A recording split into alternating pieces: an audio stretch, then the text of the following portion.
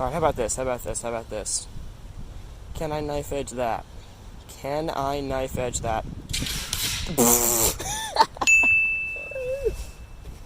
Hey, what's up guys? My name is Quantum FPV, and today we're actually going to be doing a different type of video.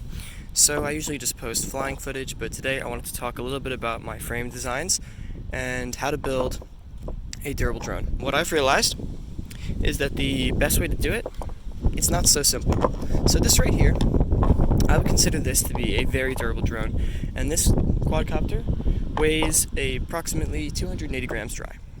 So it's really, really light, and with these batteries, it's about 450. So with a GoPro, it's still under 600 grams, which is what Kebab says are optimally weighted drones. So how is this 280 gram drone durable? And I would actually say that this is probably more durable than most freestyle quads. So I say this because, and actually, okay, let's talk more about the geometry of this frame before I sort of explain my reasoning. This frame has 5mm arms, but at the thinnest they're actually under 6mm thin. So this frame has really, really thin arms. They are not straight lines, they're actually arcs with a very, very high radius, so they're almost straight lines, but they're not quite straight lines. And they're thinnest in the middle with a lot of beef here, here at the end of the arm, and also there's a little bit of beef here where the arm connects to the middle. So this is called the Wisp. It's actually not the first. So this is the sort of a version 1.2 of the Wisp. Basically, the way this frame originally worked is it had a pod going all the way from top to bottom where all the components were enclosed. However, I found that to be extremely weak. It was not durable. That pod broke all the time. So how exactly did I get this frame to be durable? The carbon part of this frame is actually very durable. I've crashed this frame a lot, really badly, and the carbon part of this frame has held up really great. It's got almost no flex to the arms. You could probably break the arms with your hands a lot easier than maybe a TBS Source 1, which is probably indestructible because of how large it is and how thick it is, raw strength-wise, but that does not actually necessarily mean durability. But yeah, the carbon on this thing has been rock solid. And I have two tips for any frame designers who want to make frames that are very durable. Like this. So I have had some failures in the past. The first frame that I had designed was called the Integer. I actually made a build video of that. It's on my channel. I'll link it. But that frame ended up being pretty weak. I didn't actually break it, but I could flex it really easily. I had to get another plate for it, because if I didn't get that other plate, it would have been super weak. I'll flash some pictures on the screen now. But basically, that frame was very weak. The answer to why that frame was very weak was very simple. The spacing between the arm screws, and I usually do a 2 arm screw design, usually with a 1 screw removal. With this frame, it was a little different, and I'll explain why later. But basically, 2 screws hold in all of my arms for all my frame designs. And for this one, you see there is a screw here, and there's a screw here. It's kind of underneath the grip. So that frame had 10 millimeters between these screws, and that was why it was so weak. In addition to the fact that it wasn't a sandwich plate frame, and sandwich plate frames are very, very strong if you make the arms right. So that was the first frame that I designed, and I learned from that. So the second frame that I designed was called the Dreidel, because it kind of looked like a dreidel. Also, it had a pod, which was weak, but the carbon was strong. I think that a hybrid design like this with a pseudo pod, if you will, up here on the top, then some standoffs, which is how I decided to do this. This is really durable. This pod is about 3 millimeters thick in the thickest parts, and 2 millimeters at the thinnest. It's really durable. It's made of nylon, which is also very durable, and you can't break this, and that's because it's short. But anyways, back to the carbon design. The Dreidel, which I'll flash some pictures on the screen now, had 20 millimeters between the arm screws, and that greatly increased the structural integrity of the frame. I actually produced 5 of those frames, not to be sold for a profit, but to be sort of manufactured for friends. And the only person who broke an arm was my friend Will FPV. I'll link his channel down below, doing a backwards Matty flip at full speed hitting concrete. Other than that, of the 5 frames that existed, I never broke an arm, and neither did anyone else, I believe. I think my buddy Alex may have broken an arm. He broke lots of pods, but he broke almost no arms. So yeah, the bottom line is you want to space out your arm screws. That's the biggest tip that I can give you. So the arm screws on this guy are spaced out about 15 millimeters. This is a true X frame, so it's not actually 15 millimeters because unfortunately there are no Pythagorean triples. For 45-degree angle triangles because of the way that works. So if you're gonna do a podded design, I would highly recommend doing something where the pod's on the top.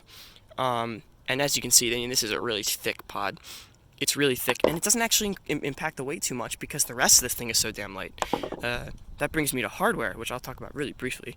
But if you're building a drone in 2020, unless it's a big 7-inch or whatever, if you're building a 5-inch drone, you ought to be using 20 by 20 components and nothing more.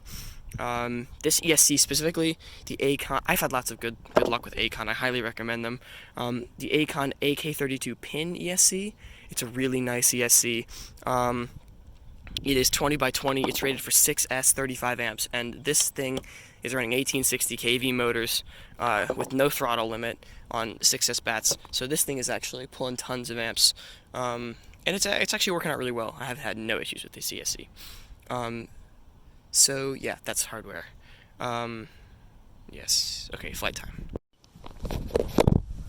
Okay, I'm gonna sort of narrate my flight, I guess, because that'll be kind of interesting. Start this guy up, and we're taking off right now. So, okay. One thing I like to do when I'm flying is go really nice and nimbly through these trees and then kind of... There are people at that baseball diamond, so I'm just going to stay away from that. But if I just sort of... Oh goodness, that was a little bit of jitters. It happens sometimes on this quad. I think it happens because the screws are M2 for the stack, and the flight controller is M3. And even though there are these like brass adapters that I use that came with the flight controller, they're not perfect. They leave something to be desired. Oh god. This is just like Scraggle land over here. See all these like new saplings? Like you can barely see those. I have to make sure I avoid those. I only know they're there because of the stalks. It's still like early-ish spring, so still a lot of Scraggle. So like that's a little Scraggle right there.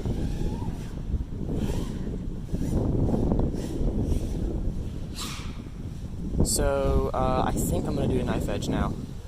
Let's see if I can get one. Okay, that's a bad spot. Hang on, is that a person right there? Thank God that's not a person. Alright,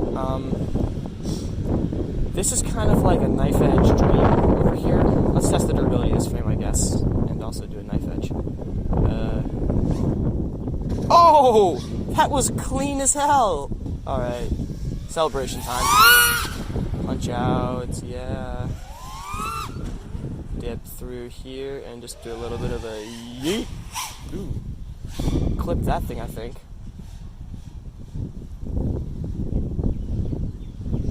You guys ever notice that like turning right in FP is a lot harder than turning left? If you're mode 2, I guess, but there are like no mode 1 people.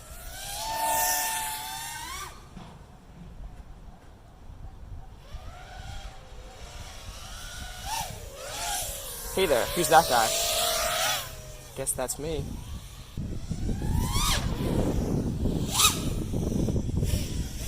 See, I'm at like almost 4 minutes and I'm still like totally fine with battery voltage. This quad is really efficient. I guess that must mean it's pulling less amps then, which means the CSE might not be doing 35. In fact, I highly doubt that any 5 inches are pulling 35 amps in flight. Oh, oopsie. Well, this thing has a current sensor on it, but current sensors are really scary to calibrate because you have to like go full throttle when you're on the ground or something like that, which is like no good. Okay, there's a person like walking right there, so I'm not gonna like go over there. If you mess up like one time, like probably couldn't hear me. If you mess up like one time in this little condensed area, it's goodbye for your drone. In my experience, that is actually true.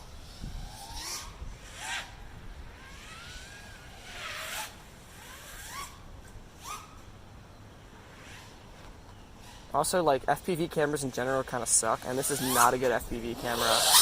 Well,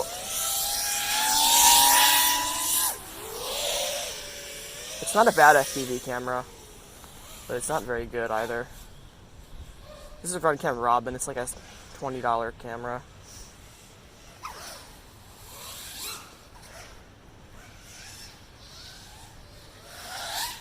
Okay, now it's time to land. Almost 6 minutes of battery usage. Holy cow. Let's very slowly make our way over to there's a person right there. You can see them because they're moving. Itch my ear real quick, actually. Got stuck in the leaves there for a sec. So if I just sort of very slowly and safely make my way towards the playground. Is there anyone over here? I don't know, and I don't want to risk it, so fast and through the trees it is. Like a dryad. Hey! I don't really know what a dryad is, but oh shit! Okay. Lazy mode engage. Oh, come on, you... Well, let's go on a little adventure. Yeah. Ooh, yeah. Cut the grass up good. The best way to remove grass is to rip. So, that's what I'm going to do. Let's do that.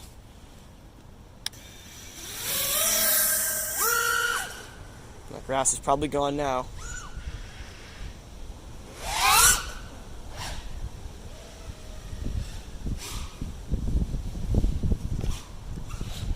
Ooh! Alright, how about this? Can I knife edge that?